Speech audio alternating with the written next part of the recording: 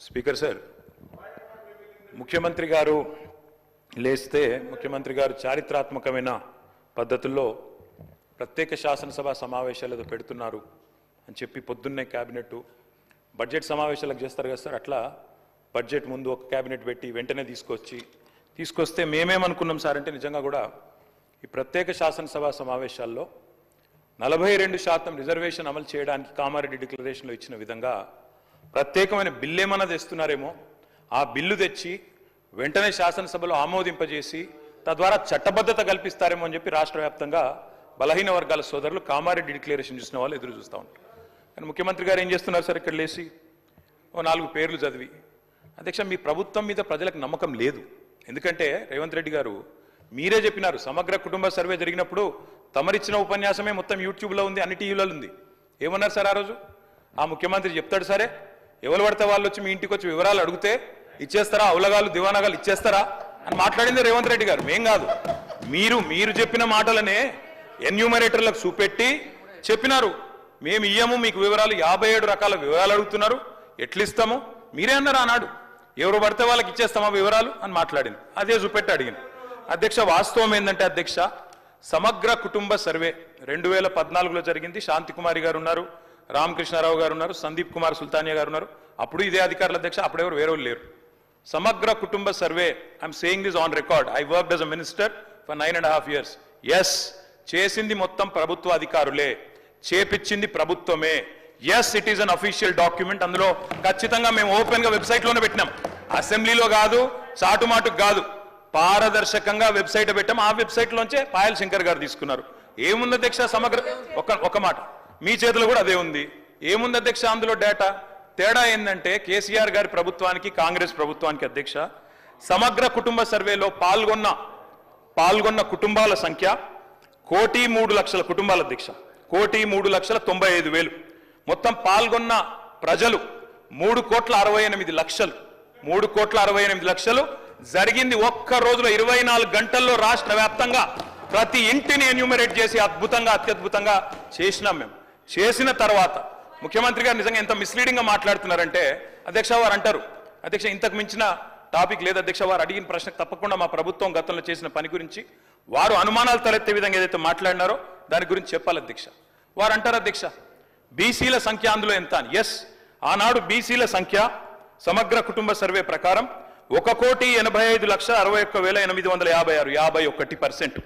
51% బీసీలు ప్లస్ అది కాకుండా ముస్లిం సామాజిక వర్గంలో ఉండే బీసీలను కూడా కలుపుకుంటే 10%.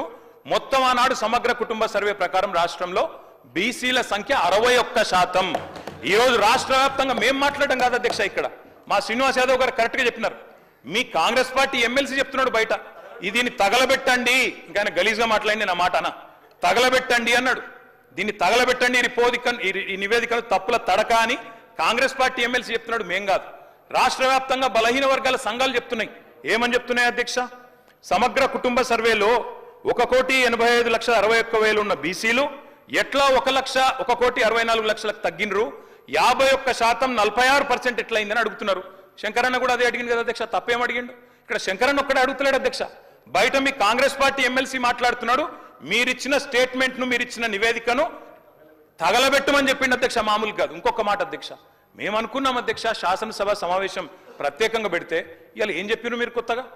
మీరు చెప్పింది ఈరోజు చెప్పింది మొన్న ఉత్తమ్ కుమార్ రెడ్డి బయట ప్రెస్లే చెప్పిండ్రు. ఆయన ఉత్తమ్ కుమార్ రెడ్డి గారు సబ్ కమిటీ చైర్మన్ గా ప్రెస్ మీట్ లో ఇవాళ మీరు చెప్పిన లెక్కలని మొన్ననే చెప్పిండ్రు. ఎందుకు పెట్టిండ్రు మీరు? ఇవాళ మేమేమనుకున్నాం, 42% రిజర్వేషన్ ఇవ్వడానికి చట్టబద్ధత కల్పిస్తూ బిల్లు తెస్తారనుకున్నాం. లేదా మీరు చెప్పినట్టు 56% బీసీలు ఉంటే ఆ 56% బీసీలకు బీసీ సప్లాన్ తెస్తారేమో అనుకున్నాం. ఏమీ లేకుండా ఇలా వచ్చి ఒక స్టేట్మెంట్ ఇక్కడ పెట్టి ఏదో సాధించిన మీ చరిత్ర అంటే అధ్యక్ష 5% బీసీ జనాభా. అధ్యక్ష గౌరవ సభ్యులు 9:30 ఏళ్ళు విన్నారే ఒక్క నిమిషం. అరే వినగాదన్నా, వినగా చెప్పినాక బ్రో, మేము సబ్ కమిటీ చైర్మన్గా ప్రజల ముందు ఉంచినాము. దానికి న్యాయపరంగా శాసనసభలో ప్రజాస్వామిక విలువలుగానే శాసనసభలో ప్రభుత్వం తరఫున పెట్టినాము. మీరు ఇట్లప్పుడన్నా మీరు వెబ్సైట్లో పెట్టామని చెప్పి మీరు ఊరికేనే మాట్లాడదు, ఎవరికైనా వెబ్సైట్లో అందుబాటులో ఉండని ఆ ప్రభుత్వం మీరు దాని తదుపరి లేకపోతే ప్రభుత్వం ఆనాడు ఉన్న అధికారులు ఇవ్వాలని ఉన్న అధికారులు కదా స్టేట్మెంట్ ఇప్పేది ఎప్పుడైనా ఎస్కేఎస్ సర్వే పబ్లిక్ డొమైన్లో చట్టబద్ధత కలిగి ఉండేదా దాని గురించి మాట్లాడేటువంటి సందర్భం అవసరం లేదా 2011 జనగణన ఆనాడు బీసీలది లేదు బీసీలకు సంబంధించిన జనగణన చేయాలని అందరి ఆలోచన జరిగింది దానికి సంబంధించి సర్వేలో సహకరించకుండా దీని గురించి మాట్లాడితే దానికి అర్థమే లేదు నేనేమంటున్నా ఎవరైనా ఒకవేళ ఆయా వారి గౌరవ ముఖ్యమంత్రి ఆనాడు అభిప్రాయం చెప్పుంటే మీరు ఇలా కూడా అదే అభిప్రాయంతో ఉన్నారో చెప్పండి ఇలా జరుగుతున్న కార్యక్రమానికి మీరు ఏం మాట్లాడదలుచుకున్నారు బలహీన వర్గాలకు సంబంధించి మీరు ఎస్కే సర్వే చేసిన అన్నారు ఏం మార్పులు తెచ్చినారు ఏం స్కీమ్స్ తీసుకొచ్చినారు ఎవరికి బలహీన వర్గాలకు న్యాయం జరిగే కార్యక్రమం తీసుకున్నారు మీరు ఇలా మేము కమిటీ చైర్మన్ ఉత్తమ్ కుమార్ రెడ్డి గారి గురించి బహిరంగంగా ప్రజల ముందు ఇచ్చినాం ఇవాళ సభలో వస్తా ఉన్నాం 42% రిజర్వేషన్ల కొరకు చట్టబద్ధత తీసుకొచ్చి కొట్లాడదాం బరాబర్ మేము పారిపోతూ ఉండలేం 42% పార్టీ పరంగా అడుగుతా ఉన్నాం ఇక్కడ కూడా న్యాయబద్ధంగా చట్టబద్ధంగా పెట్టాలనే ఆలోచనతోనే ఉన్నాం కదా ఇలా మేము వెనక పోదలేం కదా మార్గదర్శకత రోడ్ మ్యాప్ ఇవ్వని అడుగుతుంటే రాజకీయం చేయడానికి ఉపయోగించుకుంటే వెళ్ళాము ఎట్లీస్ట్ బీసీలో ఇష్యూ కట్టినప్పటికీ రాజకీయం పక్కన పెట్టి చారిత్రాత్మకంగా వచ్చినటువంటి సర్వే మార్గదర్శకత్వాన్ని చూపెట్టండి బలహీన వర్గాలకు రోడ్ మ్యాప్ ఇచ్చే విధంగా రాజకీయ పార్టీలు వ్యవహారం చేయాలని ఆకాంక్షిస్తాం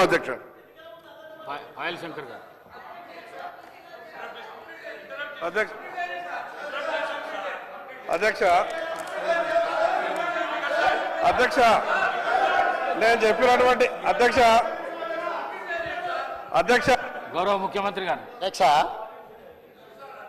ఇప్పుడు 9.5 సంవత్సరాలు మంత్రిగా చేసిన మా తాతలు నేతులు తాగిండ్రు కాబట్టి మీరు మా మూతులు నాకండి ఇట్లాంటి అర్థం పర్థం లేని చర్చలతోనే ప్రయోజనాలు లేదు అధ్యక్ష ఇప్పుడు ఈ డాక్యుమెంట్ ఏదైతే ఉందో ఇది అఫీషియల్ వెబ్సైట్లో లేదు అధ్యక్ష తెలంగాణకున్నది టీజీ ఆన్లైన్ వెబ్సైట్ అధ్యక్ష ఇందులో ఎస్కేఎస్ రిపోర్ట్ లేదు ఎస్కేఎస్కు ఎన్ఐసి ఐటీ పార్ట్నర్ అధ్యక్ష ఎన్ఐసి వెబ్సైట్లో కూడా ఈ డేటా డాక్యుమెంట్ లేదు ఈ డాక్యుమెంట్ ఎక్కడుంది అధ్యక్ష ఎంసీఆర్ హెచ్ఆర్డి వెబ్సైట్లో ఉంది మరి చెన్నారెడ్డి హ్యూమన్ రిసోర్స్ దాంట్లో ఇందులో ఉంది ఈ వివరాలు ఎవరు తయారు చేసిండ్రు ఎవరు అందులో పెట్టిండ్రు ఎవరు ఓనర్షిప్ క్లెయిమ్ చేయలేదు అధ్యక్ష పాయింట్ నెంబర్ 1 పాయింట్ నెంబర్ 2 అధ్యక్ష ఈరోజు అధ్యక్ష ఆ రోజు 12 గంటలలో మేము చేసినాం అన్నారు కదా ఆ రోజు ఎవరెవరిని ఎంగేజ్ చేసిండ్రో అడుగు అధ్యక్ష దారిన పోయే దానే నుంచి ఎవడు వస్తుండో ఎవడు పోతుండో ఎవరికి ఏ బాధ్యత ఉందో ఎవరు చేసిండో వాళ్ళ వివరాలు వీళ్ళ దగ్గర ఉన్నాయి అధ్యక్ష ఇండ్లలోకి వచ్చి అడిగినోడు ఉదయం 7 గంటల నుంచి సాయంత్రం 7 గంటల వరకు 12 గంటల్లో ఇన్ని కోట్ల మందిని మేము చేసినామని వాళ్ళు చేస్తున్నామని చెప్పడానికి నటించి చేసిరు ఇవాళ మేము పకడ్బందీగా చేస్తే ప్రధాన ప్రతిపక్ష నాయకుడిగా ఆయన 9.5 సంవత్సరాలు మంత్రిగా చేసిన ఈయన ప్రభుత్వం మీద నమ్మకం లేదంటే ఇదే ప్రభుత్వం ఈ సభను ఏర్పాటు చేసింది ఇదే ప్రభుత్వం ఈ సభలో డాక్యుమెంట్ పెట్టింది ఎందుకు చర్చలో పాల్గొంటుంది అధ్యక్ష అసలు అర్హత ఉందా అసలు ఈ చర్చలో పాల్గొనే అర్హత ఉందా అధ్యక్ష ప్రభుత్వం మీద నమ్మకం లేదని ప్రధాన ప్రతిపక్ష నాయకుడు ప్రభుత్వం మీద ప్రజాస్వామ్యం మీద నమ్మకం లేదని సభలకు రాకపోను వచ్చిన ఆయన ప్రత్యేకించి మాట్లాడుతుంటే నేను ఒక్కటే మాట చెప్పదలుచుకున్నాను అధ్యక్ష దయచేసి తమరికి విజ్ఞప్తి చేస్తున్నా ఈ సర్వేలో పాల్గొన్న వాళ్ళను మీరు శిక్షించాలి ఆ శిక్ష మొట్టమొదట ఈ సర్వేలో పాల్గొన్న వాళ్ళకు మీరు మైక్ ఇవ్వద్దు అధ్యక్ష సర్వేలో పాల్గొంటేనే మైక్ ఇవ్వండి దయచేసి ఎవరైతే ఈ సర్వేలో పాల్గొనలేదో ఈ సభలో మాట్లాడే అర్హత లేదు వాళ్ళకు దయచేసి తమరు మైక్ ఇవ్వొద్దని అందరి సభ్యుల తరఫున నేను మీకు విజ్ఞప్తి చేస్తున్నా అధ్యక్ష